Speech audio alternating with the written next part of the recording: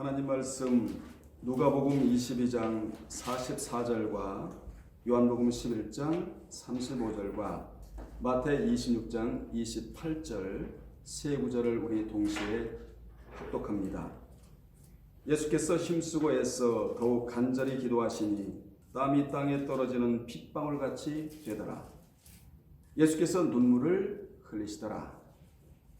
이것은 죄 사함을 얻게 하려고 많은 사람을 위하여 흘리는 바 나의 피 곧 언약의 피니라. 아멘. 이 시간에는 예수님의 3대 액체라는 제목으로 함께 은혜 나누겠습니다. 본문은 전도와 선교를 위해 흘리신 예수님의 3대 액체에 대한 말씀입니다. 우리가 주님의 은혜에 대한 말씀도 중요하지만 더 중요한 것은 이 3대 액체에 대한 말씀도 중요합니다. 전도와 선교의 용어는 같은 의미로 쓰이는데, 전도는 그리스도의 복음을 전파하여 믿지 않는 사람들로 하여금 믿음을 갖게 하는 일이라면, 선교는 교회의 전반적 활동을 일컫는 포괄적 의미로서 예수님께서 하신 선교는 주로 세상을 대상으로 행하여진 거룩한 행동이었습니다. 한자의 그 선자를 살펴보면 널리 펴다라는 뜻이 있어요. 널리 펴다. 그리고 종교라는 뜻, 이 뜻과 결합이 되는데, 종교라는 뜻과 그리고 널리 펴다. 그래서 선교. 한마디로 선교란 우리의 종교를 다른 사람들에게 널리 알리는 것입니다. 이같이 알리신 분이 바로 예수 그리스도이시다, 그 말입니다. 누가복음 22장 39절 46절에 보면 주님은 십자가의 고난이 인류의 죄악을 구속하기 위한 너무도 심한 고통이 따를 것으로 잘 알고 계셨습니다. 그러기에 주님께서는 하나님 앞에 기도하시기를 이 쓴잔 같은 십자가를 내게서 옮기시옵소서 솔직하게 주님이 고백을 하셨어요. 기도 속에서. 그렇게 기도하시면서 하시는 말씀이 내 원대로 마옵시고 하나님의 뜻대로 되기를 원하나이다. 이렇게 기도를 하십니다. 이렇게 순종의 의지를 밝히시면서 하나님 앞에 기도하셨어요. 주님은 이러한 기도를 올리실 때마다 얼마나 간절함을 갖고 기도하셨던지 땀이 땅에 떨어지는 핏방울같이 되었더라. 성경은 그렇게 증언하고 있습니다. 그러면 주님이 선교를 위해, 전도를 위해 구체적으로 흘리신 3대 액체는 무엇입니까? 첫째, 주님은 땀을 흘리셨습니다. 예수님께서는 땀, 히드로스, 이 땀을 흘리셨는데, 땀을 흘리셨다는 이 말은 신약에 딱 한 번 나오는데, 그 단어가 바로 오늘 우리가 읽었던 누가복음 22장 44절에 나오고 있는 것입니다. 거기에 보면 예수께서 힘쓰고 애써 더욱 간절히 기도하시니 땀이 땅에 떨어지는 핏방울같이 되었더라 라고 성경은 말씀하고 있는 겁니다.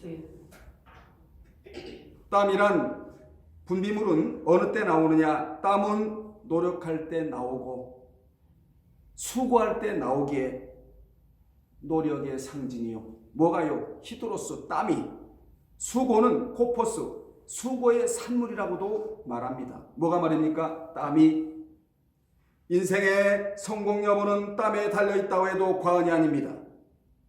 보람있는 모든 일도 땀이 없이는 산출되지 않습니다.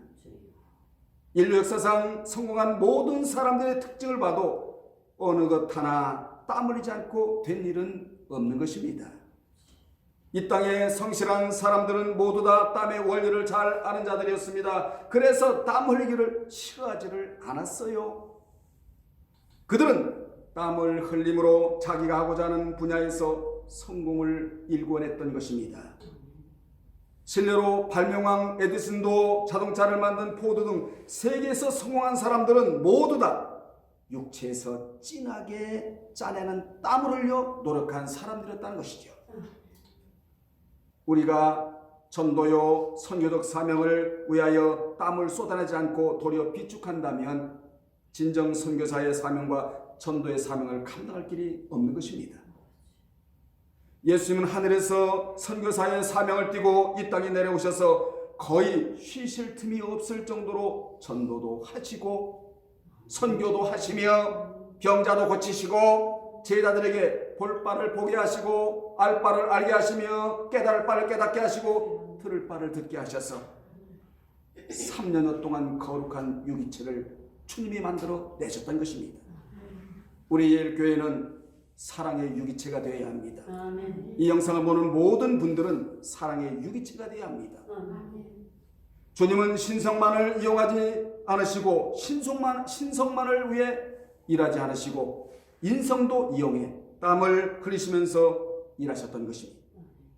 이같이 성실함과 근면함을 드러낼 수 있는 것은 오직 땀이라는 것이지요. 성공을 일궈내는 것도 결국은 땀이요 사명을 이뤄내는 것도 결국은 땀입니다. 우리는 이러한 주님의 모습을 오늘 이 시간에 본봐야 될 줄로 믿습니다.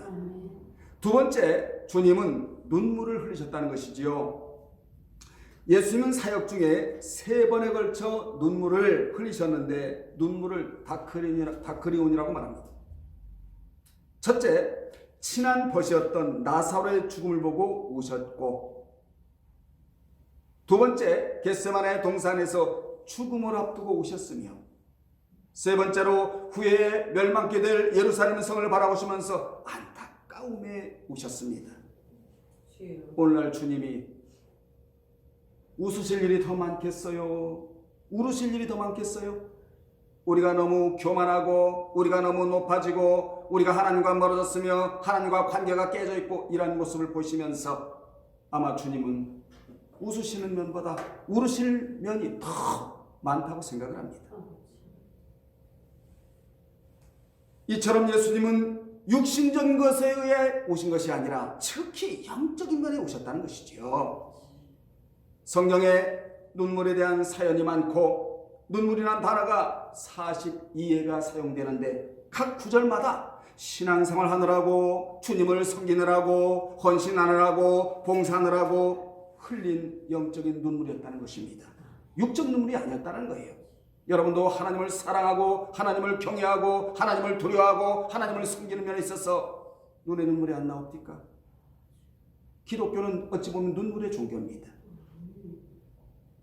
이렇게 각 구절마다 신앙생활을 잘 하느라고 흘리는 영적인 눈물이 있었다는 것이지요. 이를 잠깐 살펴보면 하나님이 히스기야의 눈물을 보았다.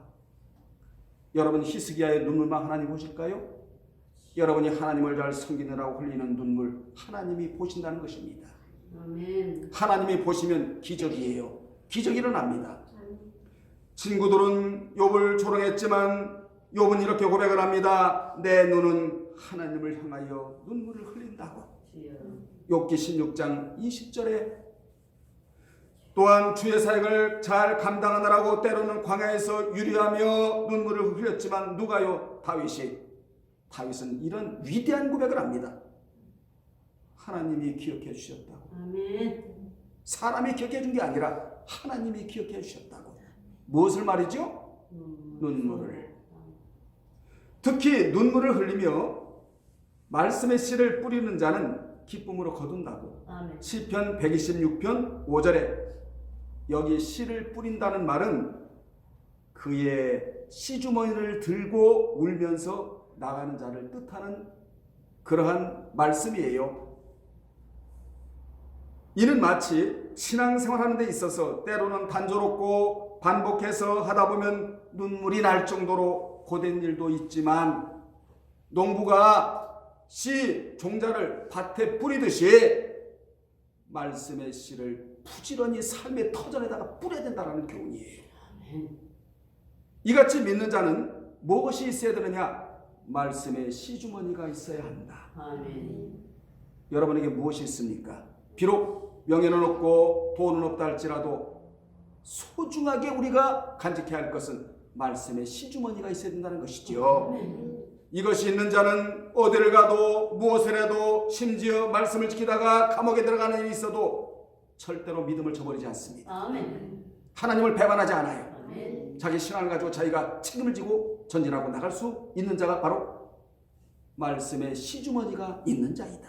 이 말씀의 시주머니에다가 믿음을 집어넣는다면 세상이 감당할 수 없는 자가 되는 것입니다. 아멘. 그런 자는 즉 울면서 씨를 뿌리는 자는 이 세상에서 100배나 받고 하늘나라에 가서 영생과 상급을 받게 된다고 마가복음 10장 29절로 30절에 하나님은 내 기도를 들었고 따라합시다. 내 기도를 들었고 내 눈물을 보았다. 예언서에 이런 말씀이 많이 나와요. 내 기도를 들었고 내 눈물을 보았다. 우리도요 자식 키우느라고 흘리는 눈물, 여러분 가정 경제를 이끌어 나가느라고 흘리는 눈물, 사람과 억울한 말을 들었을 때 흘리는 눈물, 신앙생활을 잘 하는 데 있어서 흘리는 눈물, 이 눈물을 하나님이 보았다. 너의 기도를 들었다. 그러므로 나의 눈물이 있는 곳에는 언제나 하나님의 위로가 있다는 거예요. 이것 때문에 우리가 흘리는 거예요. 신약에 보면 바리새인들과 서기관들에게는 눈물이 없었습니다. 그래서 눈물을 흘렸다는 말이 나오지를 않아요. 예수님의 영적 장사를 미리 지내드렸던 마리아가 눈물을 흘렸고 누가복음 7장 38절에 바울이 흘렸어요. 주님은 지금 흘린 모든 눈물을 천국에서 깨끗하게 씻어주시겠다고 계시록 7장 17절에 아마 우리가 천국에 올라가면, 여러분 천국에 다 올라가실 분들이죠? 천국에 올라가면 주님이 가장 먼저 해주실 일이 눈물부터 씻어줄 거예요. 눈물부터. 내가 내일 하느라고 눈물을 많이 흘렸구나. 주님은 흔적을 아십니다. 사람은 몰라요. 여러분 힘들어도 좀 기다리세요. 천국에 올라가면 맨 먼저 주님이 해주실 일은 눈에서 흘렸던 눈물짝부터 씻어주신다. 아멘.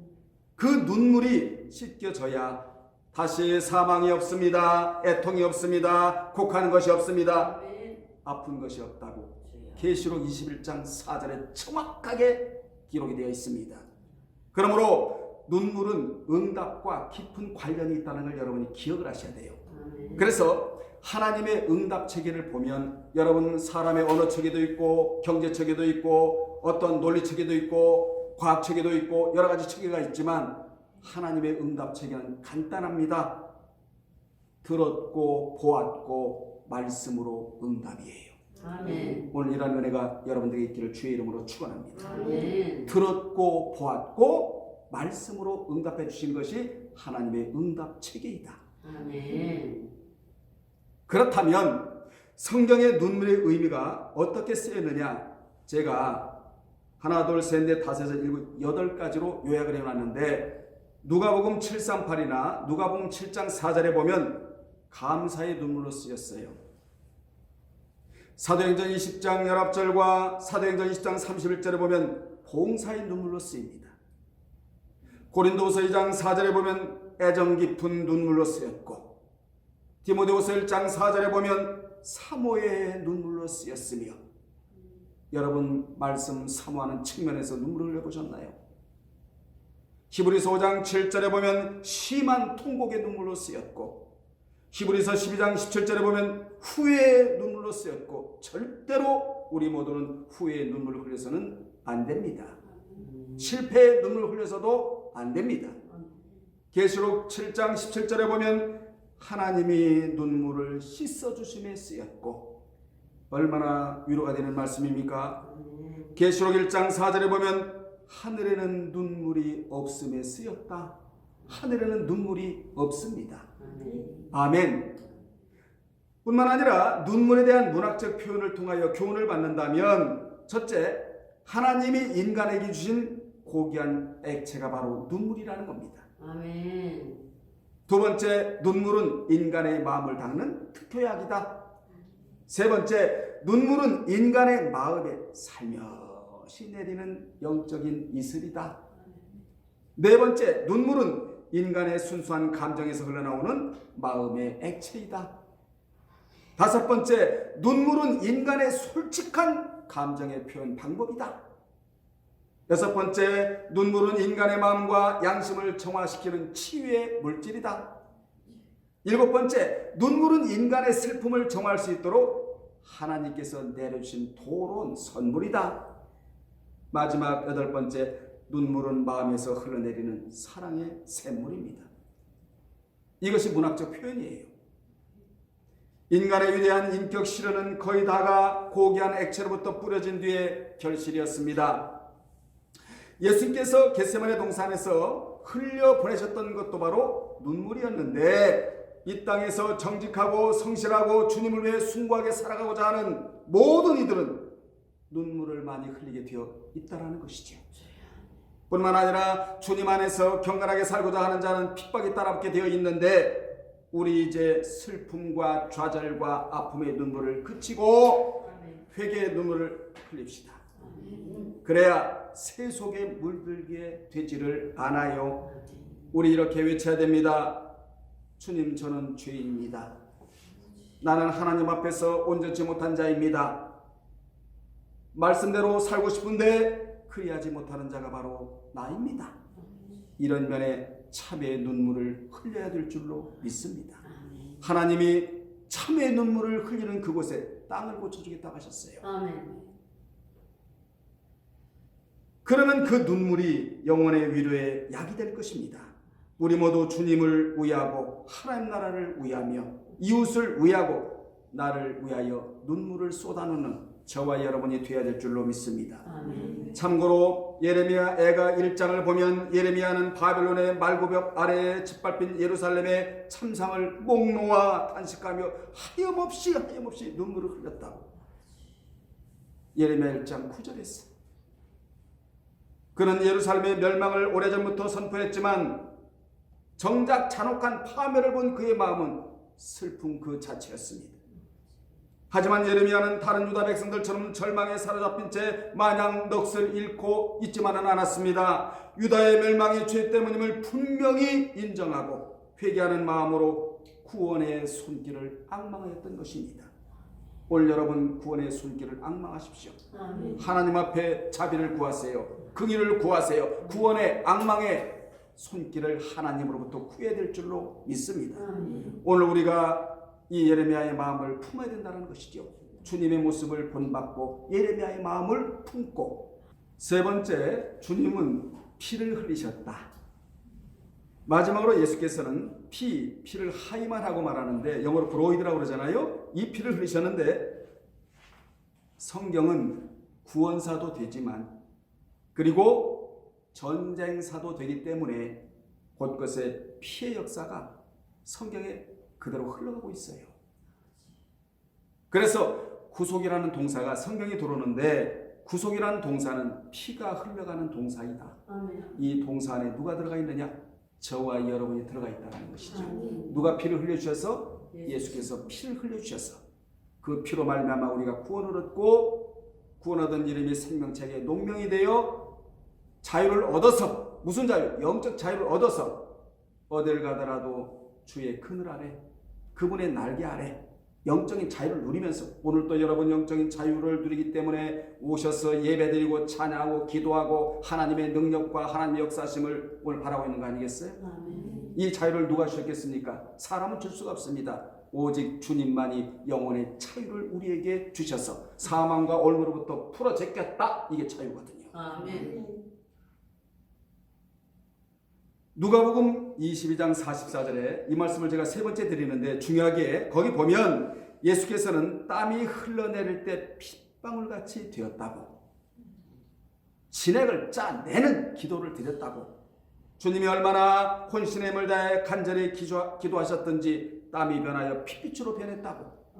그나마 그것은 예수님께서 흘리심의 시작에 불과했다라는 거예요. 왜냐하면 무엇이 기다리고 있었기 때문에? 골고다 언덕에서의 십자가의 그 고난이 기다리고 있었기 때문에. 여러분, 오늘 이 시간에 예수님께서 저와 여러분을 위하여 피 한 방울도 남기지 아니하시고 다 쏟으셔서 다 이루었다. 이제 구속사역을 이루어 주셨다. 요한복음 19장 30절의 그 말씀이 우리에게 얼마나 뼈에 다가오는지 몰라요. 이렇게 피를 흘리는 일은 비단 예수님께만 있는 것은 아니라는 것입니다. 여러분에게도 있다라는 사실입니다. 아멘. 이 땅에서 신실하게 영적으로 살다간 이들의 피를 흘린 신뢰가 성경에 많이 나오는데 세 가지로 살펴보면 첫째, 아벨입니다. 아벨은 하나님을 대할 때 믿음과 행함으로 대하겠다. 예배 드리기 전에 마음부터 하나님께 드려야 되겠다. 이 자가 바로 아벨이에요. 아벨은 하나님 앞에서 믿음의 행함을 보여드리며 마음을 드리기를 원했기에 형인 가인의 돌에 맞아 피를 흘려 최초의 순교자가 되었다고 창세기 4장 8절에서 말씀하고 있는 겁니다. 두 번째, 가나안 정탐 내용을 성실하게 보고했던 여호수아 갈렙도 돌에 맞을 위기에 직면한 적이 있었어요. 여호수아 갈렙은 어떤 사람이었습니까? 미래를 바라보는 영안이 열어졌어. 우리는 광야만 보고 땅만 보고 살아가지 않겠다. 하나님이 예비하신 가나안 첩과 꿀이 흐르는 그곳에 가서 살겠다고. 지상에서 어디를 바라봤느냐? 천국을 바라보고 살았다는 것이죠. 여러분, 땅에는 절망일 수 있어요. 땅에는 소망이 없을 수도 있습니다. 우리의 소망은 땅에 있는 것이 아니라 하나님의 눈앞에 있다는 사실을 기억하시기 바랍니다. 하나님의 소망, 하나님이 우리에게 유일한 소망이 된다는 것이죠. 그분을 바라봐야 소망이 생겨나게 되는 것입니다.